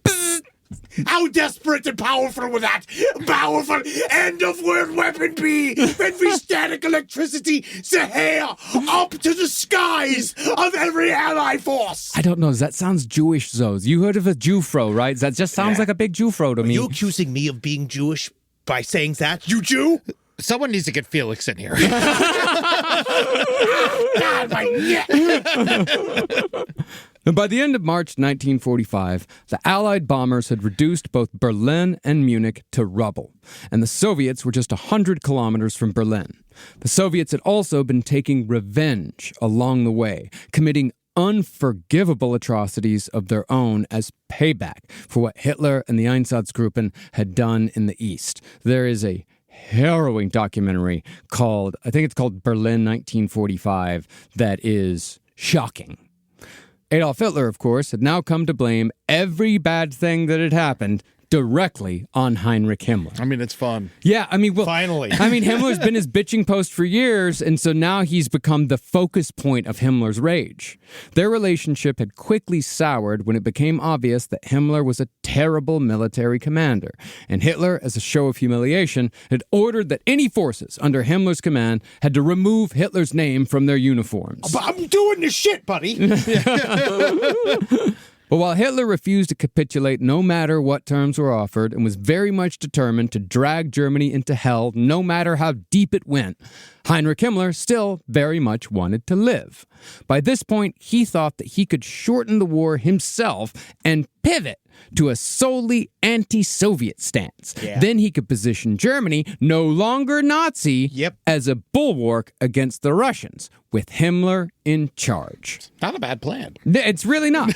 I mean, I hate him, but it's a good plan. Well, the idea of thinking that we'd automatically be like, oh, sure, wasn't that far off either. Yeah. Well, Himmler sent this proposal to the Allies, but the Allies were by this point well aware of what Himmler had done as commander of the SS. So the Allies basically said, are you fucking kidding me? And promptly turned down Himmler's offer. Like, yeah, we might do that, but it ain't going to be with you. No, we're going to use far less effective Nazis to run your next government, and they're going to ruin everything by not even being good at being not very good Nazis. Well, I mean, what they tried to do at first was to denazify everything. And they can't. But the problem is that when they tried to they're like, oh yeah, let's just take all the Nazis out of the system, and then, we'll restart the government. And they looked around and said like, oh, everyone was a Nazi. There's no one left to run. So then there's no one left to actually run this country. And there's no one left who know, and the people who are left don't know how anything works. So we're going to have to start playing a game of how bad of a Nazi were you? Yep. And how much can we whitewash this? And that's how, Germany kind of was able to forget all the horrible things they'd done, because so many people, so many people went unpunished after the war. Yeah, but I will say, like, instead of... it's almost worse that we, like, instead of, like, getting them to help us kill the Russians, we just gave half of them to Russia. Well, Berlin, that's all, East Germany, that's a whole different can of worms. All I know is that if I was in charge, I would have known exactly what to do, and they should have let me do it. All right? Well, delete the country. Blank space. Fill it with various corporate entities. The entire thing. Fast food nation. Give it to Nestle. Give it to Nestle. They love water. There's so much fresh water there. And so, as the curtain finally began to fall on Nazi Germany, Heinrich Himmler continued the job that Hitler had given him as commander-in-chief of what was left of the Nazi Wehrmacht. After retreating to his luxurious villa between Berlin and the now destroyed city of Dresden, Himmler treated command almost casually. He'd wake up at 8 a.m. and get a massage from Felix. He'd finally get around to looking at the dreaded war reports around 11. And then about noon, he'd eat lunch, and then he'd rest, because he needs his rest. I get it. It's stressful. And then he'd spend another hour, maybe two, on more war reports before dinner. But after dinner, he was reportedly in bed by 10 o'clock every night. And as one author put it, Himmler ensconced himself in his room like a terrified schoolboy attempting to escape the wrath of an authority that overwhelmed him. Hitler, meanwhile, was still focusing all of his wrath directly on Himmler, to the point where some of Hitler's staff said that they had never seen Hitler rage so violently. And that's saying something. About Himmler, near the end, Hitler would say things like, quote, I do not like him. I do not want him around me. Get him out of here. Everyone's like, yeah, we've been saying that, Yeah, bro. we've all hated him, we've been like bringing that up for a while. Yeah, bro. he sucks, dude. Yeah. Thank God, because Hitler, man, you're cool. I don't care what he fucking says, dude. You're fucking awesome, dude. Thank you. Are you serious? Everyone says Heil Hitler, but nobody says How Hitler. Nobody says How Hitler. Nobody says cool Hitler. Nobody says Hitler. Oh my God, you're so rad. Hitler, you know how to fuck me. No one ever said that once. Now, Heinrich Himmler finally lost his military command on March 20th, 1945. But there really wasn't much left to command anyway. While the remaining Nazis had been ordered to stand their ground and fight to the death, no matter what, the hardened nationalists that had made up the Nazi Wehrmacht, they were fucking dead. And the army was mostly made up of foreign conscripts, schoolboys, old men, and convicts.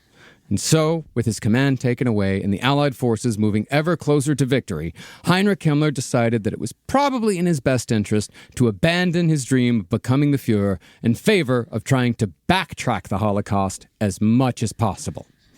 Now, Himmler's masseur, Felix Kirsten, actually played an extremely important role here. He'd been working with Allied forces to arrange safe transport to Dutch, French, and Jewish prisoners out of the concentration camps, and he managed the release of some 20,000 prisoners. Holy shit. Yeah. Felix actually claimed to have slowed down the entire mechanism of mass murder single-handedly at the end. He said that he was the one that convinced Himmler to stop killing prisoners, but that's debatable. Felix liked to overblow. He did play a big role, but he like to say he played an even bigger one. Like he said, like, I saved every person in the Netherlands. I saved all of them. Well, it's because they were going to kill them. It's because he needed to, because he was massaging Himmler every day. Yeah. All he had to do is stick his thumb right up Himmler's ass. Once. Just make him come by prostate once. What is he going to do?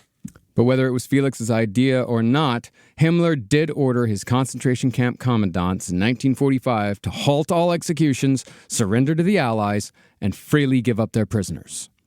Now, while Felix was doing his best to save as many concentration camp prisoners as possible, he also approached another Nazi general to try and convince him to team up with Himmler so they could convince Adolf, one way or another, to offer an armistice. God, it's just you're just trying to relax, okay? It's the end of the war. Do we have to talk work while you're massaging me? Does it always have to be us teaming up against Hitler?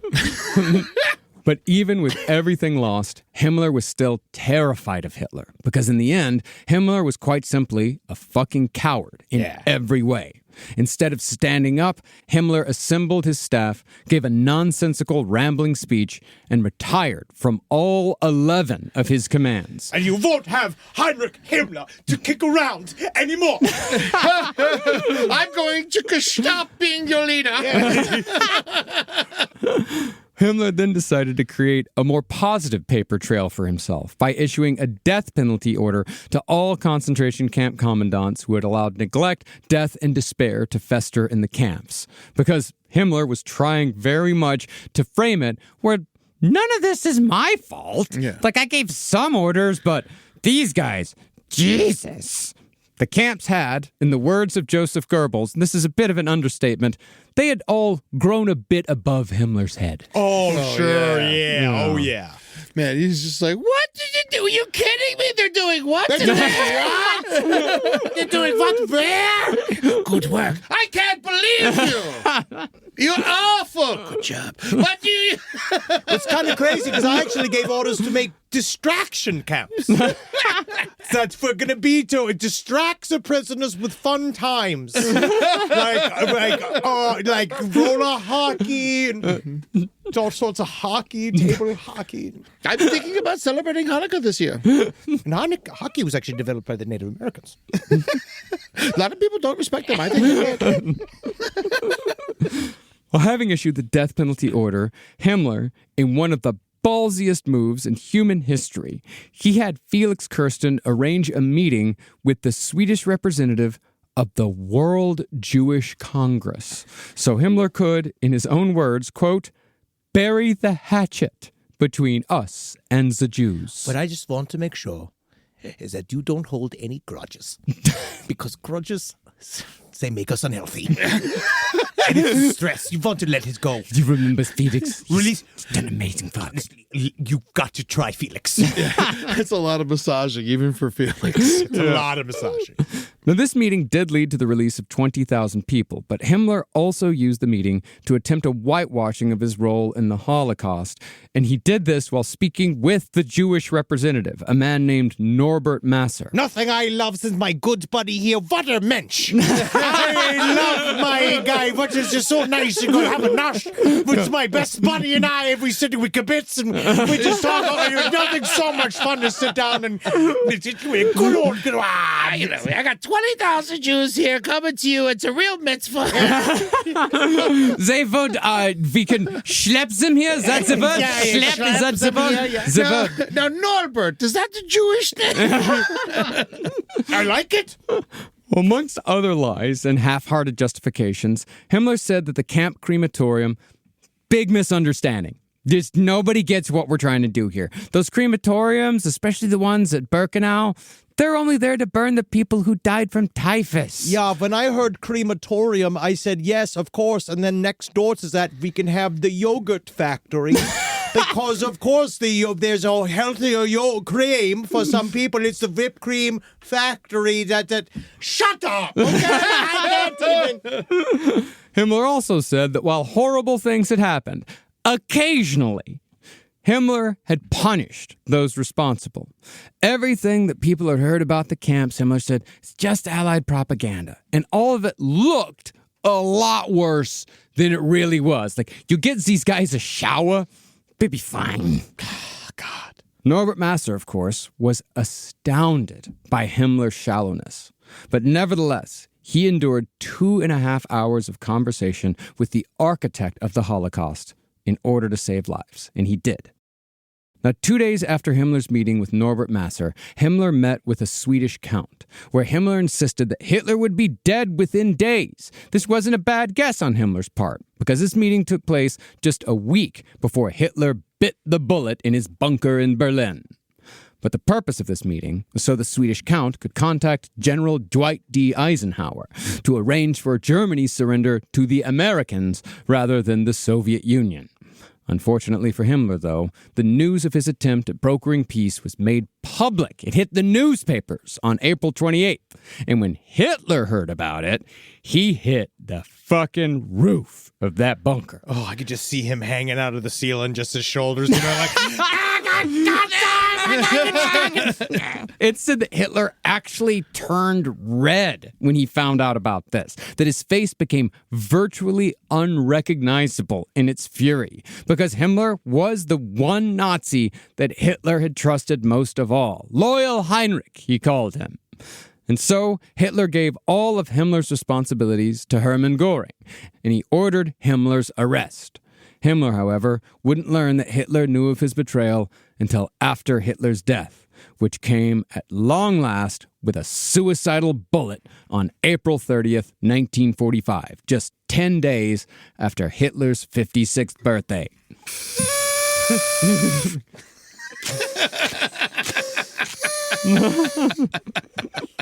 It is fun. It's so sad. Man, he looked bad for 56. He looked really bad. Well, I mean, he was a 56-year-old meth head. They don't look good. But the other thing, too, is that stress. He was, in the last few weeks, he actually ran out of Pervitin. So in Hitler's final days, he was also going through meth withdrawals on top of everything else. Oh, that's why he turned red. But they also had full-on, like, orgies. So all the families started, like, fucking each other and shit. It was, like, really... Have you read about the... No, this isn't true. That is true. Honestly, there was a gigantic orgy amongst the soldiers. But Hitler wasn't there. No, he couldn't fuck. Yeah. Bunker orgy. Hitler. Yeah, this is the... Yeah, it was the orgy of... This was all... It was all the soldiers. It was when the Russians finally busted through. All the soldiers were, like, fucking and sucking each other while the families were there. And his families were murdered.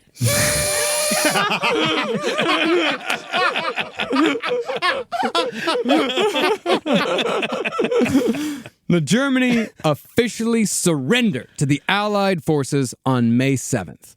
And while Hitler and Goebbels had escaped the upcoming military tribunals to punish Germany's war criminals through suicide, Goebbels had also, of course, had his wife and all of his children commit suicide as well. Most of the top Nazis were still at large. One of the biggest prizes, of course, was Heinrich Himmler. Now, Himmler was still fully delusional, but his delusions had shrunk with each passing day. Just after Hitler died, Himmler declared to his remaining staff that he was going to establish his own government to begin independent negotiations with the Allies. But when Germany surrendered without him, Himmler shaved his mustache, changed out of his trademark glasses, put an eye patch over his right eye, and used the ID of a police officer named Heinrich Hitzinger to travel around. Nice to meet you. My name's Heinrich Himmler. Why are you pretending to be a woman? No, never know. High voice to the man. Just a bit of a high voice individual, so certainly no crimes here. Can't see him on the left side. He didn't even bother to change his name. No, you can't remember to answer to another name. Well, they say that's actually what you want to do when you choose an alias. You want to choose somebody who has the same initials as you so you can keep your signature. And, of course, if they have the same first name as you, then, yes, it makes it easier to... You will always still answer to Heinrich. Yes. It's just like there's many Heinrichs. Oh, that makes a lot of sense. So he's HH, and that's, he then became more famous, became the wrestler Triple H. That's when he graduated. That didn't make any sense at all. That's how, for years I thought that's what Triple H's name was. There we go. He saved it. My name's Heinrich Himmler.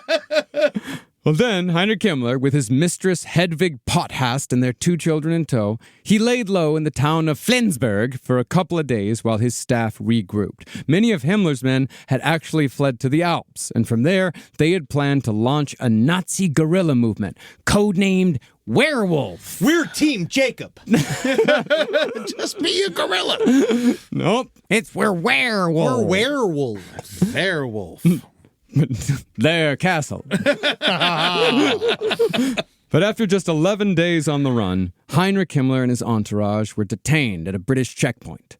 Now, the British didn't recognize Himmler because he totally changed his appearance. Yes, and I have a high voice now. Yeah, because he's not unmistakably looking at all. Yeah, not me.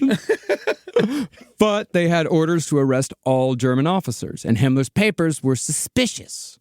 Himmler eventually landed in front of a British captain named Thomas Sylvester. Suffering succotash.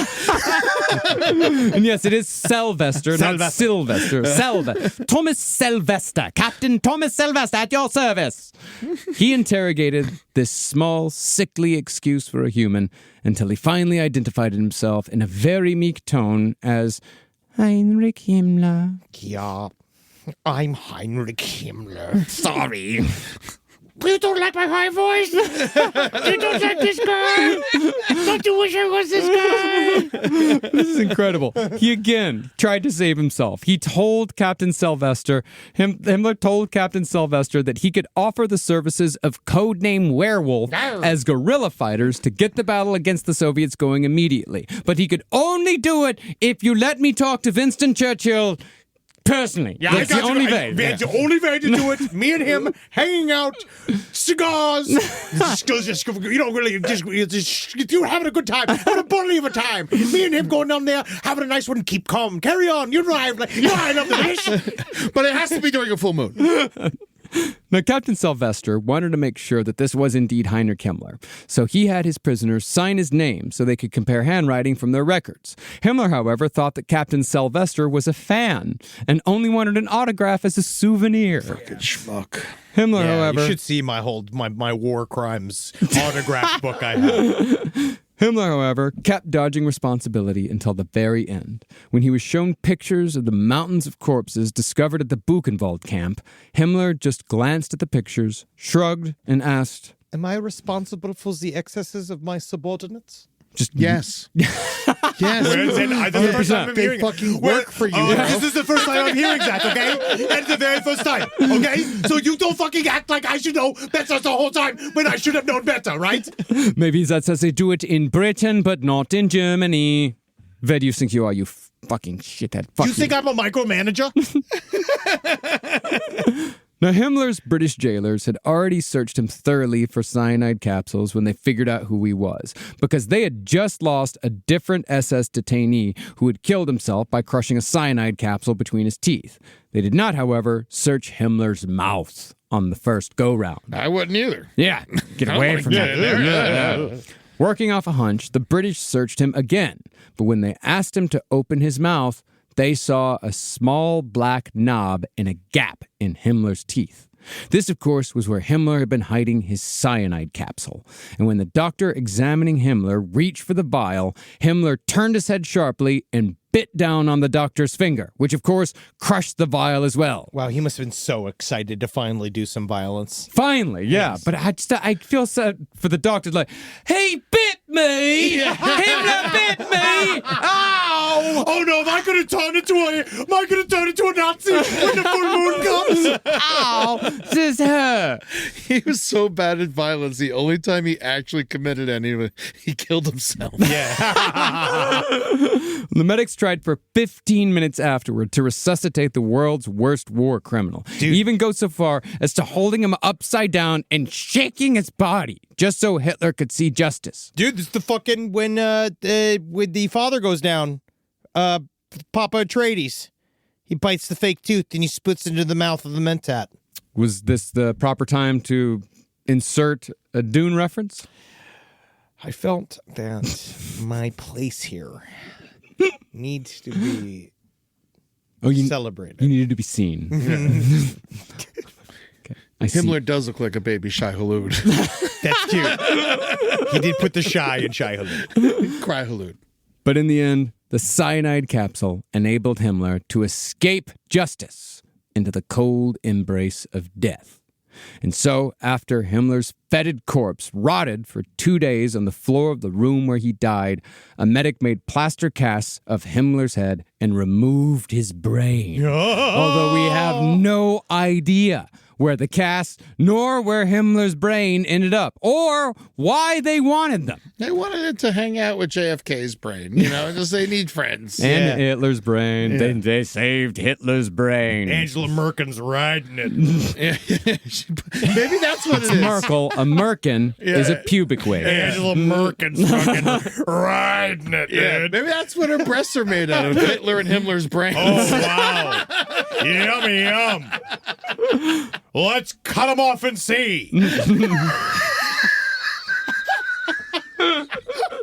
Yeah. I'm starting to crack up. Yeah, we all are. Yeah, we're falling apart. But after the Allies got what they wanted, Himmler's corpse was wrapped in army blankets, driven into the wilderness, and buried in an unmarked grave somewhere outside the German town of Lüneburg, where it presumably remains to this day. Now, it bears repeating that the toll for World War II was exceedingly high. The Soviet Union alone lost 26 million people. That includes 15 million civilians. But out of the estimated 80 million who died worldwide, it was Heinrich Himmler who was personally responsible for more of those deaths than anyone else. 2 million were killed in his concentration camps, while it's estimated that the 3,000 men who made up Himmler's Einsatzgruppen were responsible for the murders of up to 3.3 million people. On the high end of the estimates, that's 5.3 million people dead as a result of Heinrich Himmler's plans and orders. But the toll on the German people for believing the insane lies and ideas of Adolf Hitler and Heinrich Himmler, that was extraordinarily high as well. And this isn't, oh, think of the poor Germans. These are the consequences of fascism. On the low end, 2.2 million Nazi soldiers were killed during the war, although the number is sometimes estimated to be as high as 5.2 million. That, of course, doesn't even count the German civilians. Somewhere between 1.1 and 3.3 million German civilians were killed during World War II, with up to 500,000 dying in the Allied bombings alone.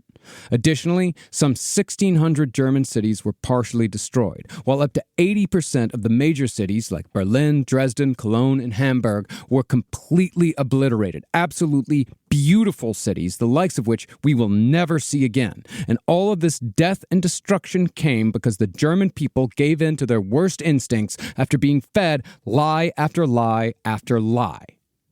Now, as I said in the first episode, the current administration we have here in America, they're not Nazis. And it should be obvious after listening to the last couple of episodes that the scale of these idiots doesn't even approach Nazi Germany.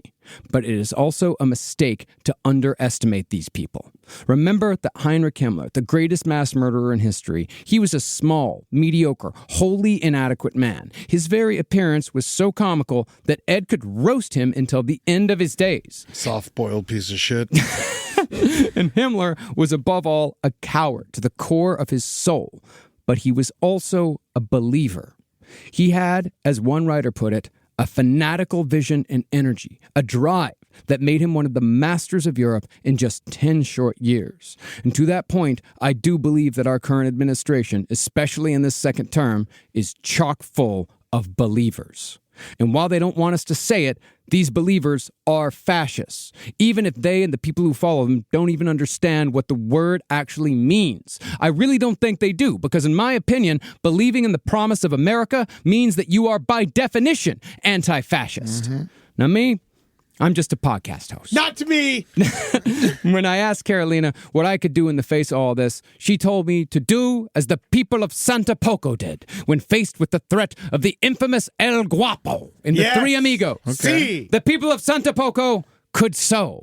And thus, everyone who worked on this series did what we could do by our version of sowing, which is showing the evidence and ringing the alarm. But as far as what you can do, Remember Joseph Hartinger, the attorney in Munich who fought against the first deaths in the concentration camps, the man who pushed back and never gave up. As I said, historians believe that if there were just 100 men like Joseph Hartinger in Germany standing up for what was right, the Nazis would have been stopped long before World War II. So what I ask of you right now is to stand up and be like Joseph Hartinger. Be one of the 100.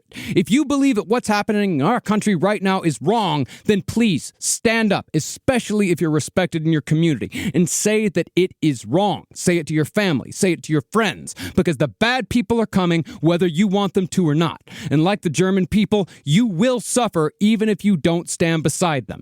And if you changed your stance on this government and their agenda, welcome back. But if you have a friend or family member who's changed their minds too, welcome them back if you can. And let's all go take care of these motherfuckers together, because it's going to take numbers to do it. But I cannot stress enough that taking care of these motherfuckers does not mean using violence. During the rise of the Nazis, violence never did anything but give the Nazis more power. Every fucking time. Look at the examples we gave. Remember the Reichstag fire. Remember Kristallnacht. Violence only causes more pain, and it gives the fascists the excuse they've been waiting for to bring down the boot that they're so casually hanging over the heads of every American. So again, I implore you, instead of being what they need you to be one of the 100 in your state, in your city, hell, in your fucking neighborhood, and stand up with whatever power you have against the things that you know in your heart are wrong. If enough of us do that day after day after day, then we just might have a chance, because we are fucking Americans. And I still truly believe that we are smart enough and good enough to succeed where others in the past have failed. And all we have to do to make that happen is to stand the fuck up when it's our turn to stand. Yeah. Fuck yeah, dude. We did it. Yeah! You fucking did it. Good work. Good fucking work. Good work, Marcus. This was beautiful. That was great. Thank you. That was a very nice ending. I feel man. strong. And if you want to see us kill 500 people at a time, come see Side Stories Live. Just go to lastpodcastontheleft.com and buy tickets. What a fucking series. What? I cannot believe we got to the end of it. You gotta be careful there. Keep your head in a swivel. Yeah. Yes. And also, thanks again to Carolina Hidalgo for her help in associate producing these last few episodes. Thanks to our incredible research team, Joel in particular, for making this happen. Joel really went above and beyond in the research on this one and gathering all this material and really putting himself through the fucking ringer to make this happen. He worked on this shit for months. He did. Oh, yeah. Oh, and Joel would also like us to point out that if you're looking for help in your community during these hard times, you can find resources at mutualaidhub.org. And he says that the book Mutual Aid by Dean Spade, available for free at anarchistlibrary.org, is a great resource for resisting fascism and keeping each other safe. That's good. Remember, you guys, because some of us, unfortunately, are still satanic capitalists, just like me. I am one. And I'm against it as well. So you can be both. You could be evil in your heart and actually against everything that's actually evil in meat space. Yeah. It's important. It's important to do, and it's important to hold the two together. And so thank you guys for listening. Next week, we're going to do... I'm really excited to come back with the child emasculations of Brazil next week. I think you guys are going to really love that series. Don't worry. It's only 19 emasculations. Yeah. And we're just going to do that from the top. Each one's different. So each time we talk about the different type of emasculation, we'll find different ways to go about it comedically. Next week, we're taking the week off. Yes. We're going to be releasing two of our update episodes that were at one point SiriusXM exclusives, but we're going to be releasing them on the main feed for free because we and our staff need a break. Well, and also because these two fellows are going to be on the seas next week. We're going to be on a cruise. Okay. Yeah. That's the great way to get out of this. Yeah. We're going to Crime Wave at sea. All right. And it's not just what they wanted to do, bringing the Jews to Madagascar. This is us on an actual Royal Caribbean cruise. We're going to be there. You can't even get tickets to it. It's already passed. I think it's over. Yeah. I think it's over. We had a great time. Yeah. But if you want to, you can come see me this weekend in Orlando at Dead Men Tell Some Tales. And in 2 weeks, I'll be in San Diego at Mic Drop Comedy on a Sunday. That is November 16th. And if you want to see last podcast on the Left Live, we're coming all over the place. Right after Thanksgiving, we're going to be in Akron, Ohio. And then Portland, Oregon, 2 nights in December. Philadelphia, Austin, Indianapolis, Cincinnati, Pittsburgh, Grand Rapids, Tulsa, and Oklahoma City, all next year with our fucking badass show that barely mentions Nazis. There's a couple of mentions, we did actually, there was a Nazi section we ended up cutting during this series. We're doing plenty. Yeah, Yes. we're doing plenty. They're in the news enough. They know what they're doing. Yeah. Go and check out our brand new show, LPN RPG Presents Bloodbath, on LPN TV on YouTube. Go check it out. We are having a blast over there. People are already loving it, which is good. Go check out our other content over on YouTube. That's on LPN TV, someplace underneath. LPN Romanticy, The Foreign Report, No Dogs in Space. I think that's it. Right? Huh? Hail Satan. No, we lost Marcus. Yeah, I'm sorry. It's good. I finished. I disassociated completely. How have you used any of your Eisensgruppen Day gifts yet? You know what? I've actually been so busy. Not yet, but this weekend, Cracking that pickaxe. I'm really hoping this weekend I can put that shovel into some dirt. Yeah. Or to the chest of your enemy. Yeah. Thanks, everybody. See you in the next Reich. Hail Private First Class Murray Lifschultz, my great uncle who liberated. He was a medic and he got the Silver Star and was nominated for the Medal of Honor. Didn't get it, but he liberated the Flossenburg camp. Was that the one he lost to Jared Leto?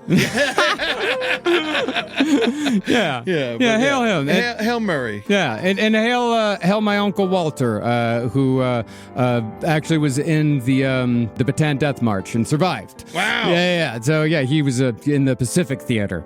My grandfather joined when the bombs dropped, but he saw Sinatra in San Francisco, and that was really cool. Oh wow! There you go. Yeah, that was Papa. That was his favorite story. Wow. Just beating the hell out of a hot dog vendor. Thanks, guys. Hey, weirdos. I'm Elena. And I'm Ash, and we are the hosts of Morbid Podcast. Each week, we dive into the dark and fascinating world of true crime, spooky history, and the unexplained. From infamous killers and unsolved mysteries to haunted places and strange legends, we cover it all with research, empathy, humor, and a few creative expletives. It's smart, it's spooky, and it's just the right amount of weird. 2 new episodes drop every week, and there's even a bonus once a month. Find us wherever you listen to podcasts. Yay! Woo!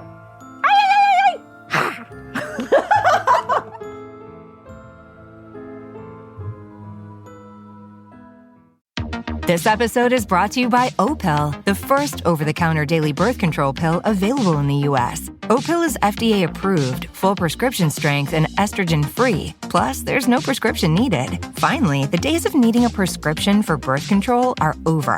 Opill is available online and at most major retailers. Take control of your health and reproductive journey with Opill. Birth control in your control. Use code BIRTHCONTROL for 25% off your first month of Opill at Opill.com.